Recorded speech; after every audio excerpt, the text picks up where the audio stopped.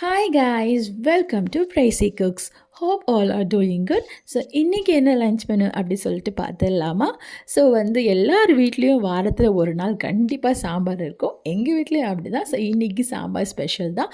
First white rice, அப்புறம் கரண்டி முட்டை வச்சுருந்தேன். அதில் கொஞ்சம் ஸ்ப்ரிங் ஆனியன்ஸ்லாம் போட்டிருந்தேன். அதுக்கப்புறமா கியூக்கம்பர், அது மேலே கொஞ்சம் பெப்பர் ஸ்ப்ரெட் பண்ணியிருந்தேன்.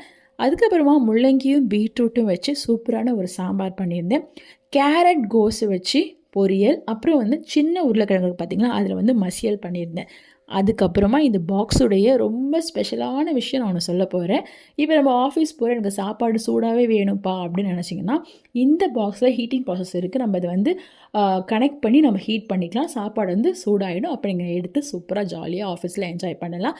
அதுக்கப்புறமா கொஞ்சம் கொண்டக்கடலை ஊற வச்சுருந்தேன். ஸோ அதுவும் கொஞ்சம் பாயில் பண்ணி எடுத்துகிட்டு, கொஞ்சம் கிரேப்ஸ், கிவி, அதுக்கு மேலே ஹனி வச்சு இன்னையோடைய லன்ச் மெனு முடிச்சாச்சு. அண்ட் ஃபைனலாக வெயில்கள் ஆரம்பித்ததுனால வீட்டிலே போட்ட கேர்டை வச்சு பட்டர் மில்க் சேர்த்துருந்தேன். இதில் நான் மாங்காய் போட்டிருந்தேன், அப்புறம் கேரட் இதெல்லாம் போட்டு செஞ்சுருந்தேன். ஏன்னா அது இன்னும் நம்ம குடிக்கும் போது நல்லாயிருக்கும், கொஞ்சம் வாயில் அந்த கேரட்லாம் போடும் நல்லாயிருக்கும் அப்படின்னு சொல்லிட்டு ஃபைனலாக சாட் மசாலா போட்டு பிடிக்கும். சாட் மசாலா போட்டு இன்னொரு லன்ச்சை நம்ம சூப்பராக முடிச்சாச்சு.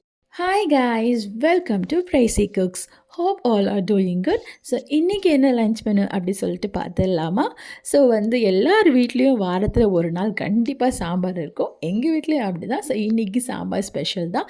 ஃபஸ்ட்டு ஒயிட் ரைஸ், அப்புறம் கரண்டி முட்டை வச்சுருந்தேன். அதில் கொஞ்சம் ஸ்ப்ரிங் ஆனியன்ஸ்லாம் போட்டிருந்தேன். அதுக்கப்புறமா கியூக்கம்பர், அது மேலே கொஞ்சம் பெப்பர் ஸ்ப்ரெட் பண்ணியிருந்தேன். அதுக்கப்புறமா முள்ளங்கியும் பீட்ரூட்டும் வச்சு சூப்பரான ஒரு சாம்பார் பண்ணியிருந்தேன். கேரட் கோஸு வச்சு பொரியல், அப்புறம் சின்ன உருளைக்கிழங்கு பார்த்திங்களா, அதில் மசியல் பண்ணியிருந்தேன். அதுக்கப்புறமா இந்த பாக்ஸுடைய ரொம்ப ஸ்பெஷலான விஷயம் நான் ஒன்று சொல்ல போகிறேன். இப்போ நம்ம ஆஃபீஸ் போகிற எனக்கு சாப்பாடு சூடாகவே வேணும்ப்பா அப்படின்னு நினச்சிங்கன்னா, இந்த பாக்ஸில் ஹீட்டிங் ப்ராசஸ் இருக்குது. நம்ம அதை கனெக்ட் பண்ணி நம்ம ஹீட் பண்ணிக்கலாம். சாப்பாடு சூடாகிடும். அப்போ நீங்கள் எடுத்து சூப்பராக ஜாலியாக ஆஃபீஸில் என்ஜாய் பண்ணலாம்.